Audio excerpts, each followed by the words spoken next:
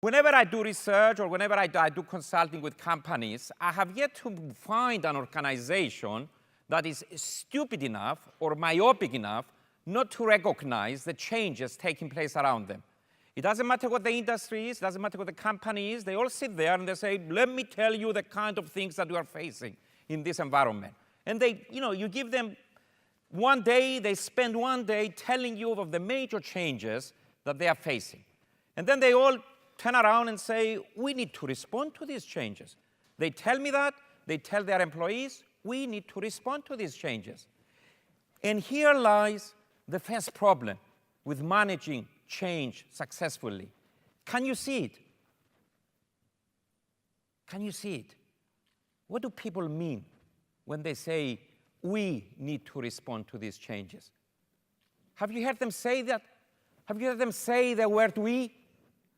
They come to you and they stand in front of you and all serious and they say, here at this college, we need to change our mindsets.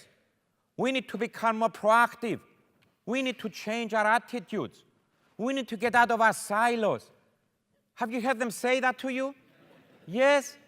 Who do they mean when they say that? They mean you? Yes, because they're very busy people. Yes. And of course, the funny thing, that's not the funny. The funny thing is that we all sit there and we listen to the boss, the CEO, let's say, telling us these things, and we agree. We say, yes, I agree. Yeah, of course. In this company, we need to change the culture. Yes, of course. Who do we mean when we agree with them? Them, yes.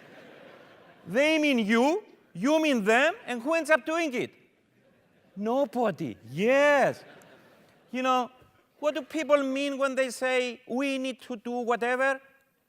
This is what in psychology we call social loafing. It's the attitude that somebody else is going to do it. Every time somebody uses the word we, that's what they mean, and nobody does anything. That's why I've learned in my life, most of the time in meetings I'm half asleep, but I have this little antenna for the word we. The moment anybody mentions the word we, I just wake up and say, excuse me, before you go any further, could you please clarify, when you say we, who do you have in mind? Try that. Try that in your next business. Try that at home. Don't mention my name if you try this at home, but next time you hear statements like, we need to pick up the kids from school tomorrow, just with a smile on your face, just say, we, hand in hand, we go and pick up the kids from school, and then call your divorce lawyer. What happens in organizations when people use the word we? What happens when they start saying, we need to respond to disruptions, we need to make changes? I'll tell you what happens. Nothing happens in organization, nothing at all. I've seen it again and again and again. It's a joke for me. As they go in company conferences, the CEO stands and makes all these pronouncements. We need to do this, we need to do that. I smile because I know nothing will happen. Every time they use the word we, nothing happens. What does that imply? If that's the case, well, what that implies is that you need to create a sense of urgency in your organization. I'll come in a moment and say how you do that. But without this sense of urgency, you're not going to get any action. You're going to get a lot of talking, a lot of nodding of heads, yeah. With the best of intentions, people will agree with you. Yes, of course. But they're not going to do anything. They've got emails to answer to. They've got phone calls to make. They've got other things to think about.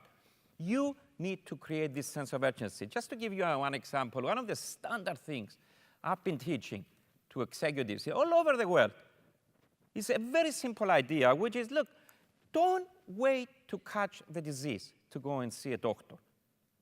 Go and have a checkup. You never know, Don't wait to get sick to go. Just go and have your checkup and so on.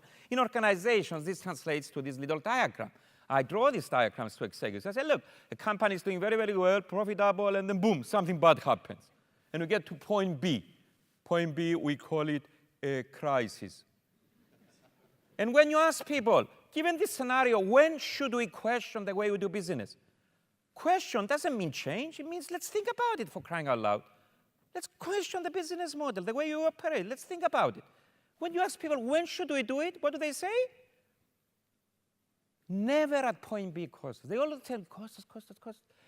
We need to do it on the way up, even at point A. Think proactively about the business before the crisis comes. That's what they tell me. And I nod on my head and say, yeah, that's true. Good. You know all these things. And then you go and look at the academic evidence, and what do you see? 85% of companies undertake major change only when they face a crisis. Now explain that to me. And some of these are graduates of my school. Can you believe it?